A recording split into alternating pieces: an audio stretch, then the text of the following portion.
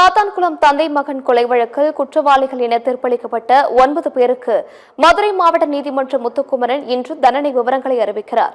இந்த வழக்கு தொடர்பாக வழக்கறிஞர் ஜெபசிங்குடன் நமது செய்தியாளர் கார்த்திக் நடத்திய நேர்காணலை தற்பொழுது பார்க்கலாம்.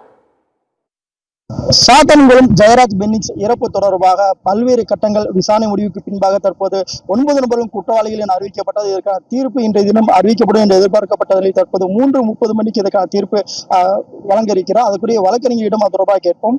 இன்னைக்கு காலையில் ஆக்சுவலா 10:30 மணிக்கு சொல்றதா இருந்தது.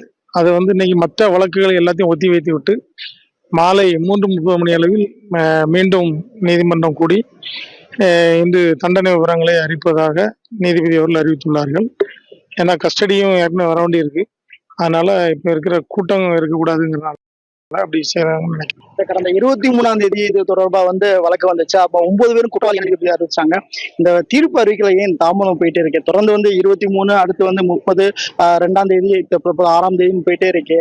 இல்ல 23ஆம் தேதி அறிவிக்கும் போது மத்திய மாநில அரசுகள் அறிக்கை தாக்கல் செய்யணும். அது போக தூத்துக்குடி எஸ்பி அறிக்கை தாக்கல் பண்ணணும். டாக்டருடைய ரிப்போர்ட் இதெல்லாம் கேட்டிருந்தாங்க. மத்திய மாநில அரசு சார்பாக எதுமான ரிப்போர்ட் சமர்ப்பிக்கப்பட்டுள்ளது? மாநில அரசும் கடுமையான தண்டனை வழங்க வேண்டும் என்று கூறியிருந்ததாக சொல்கிறார்கள்.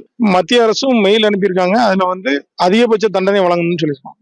குடும்பத்தார் தரப்புல என்ன சொல்றாங்க? குற்றவாளிகளுக்கு சரியான தண்டனையை நீதிமன்றம் வழங்குவது அவர்களுக்கு ஒரு விதமான மகிழ்ச்சி, அவ்வளவுதான். தொடர்ந்து இது தீர்ப்பு எது மாதிரி கொடுக்கப்பட்ட தண்டனை விவரங்கள் என்ன என்பது தொடர்ந்து 3:30 மணிக்கு நீதிபதி தெரிவித்துக் கொள்பாக பார்க்கலாம்.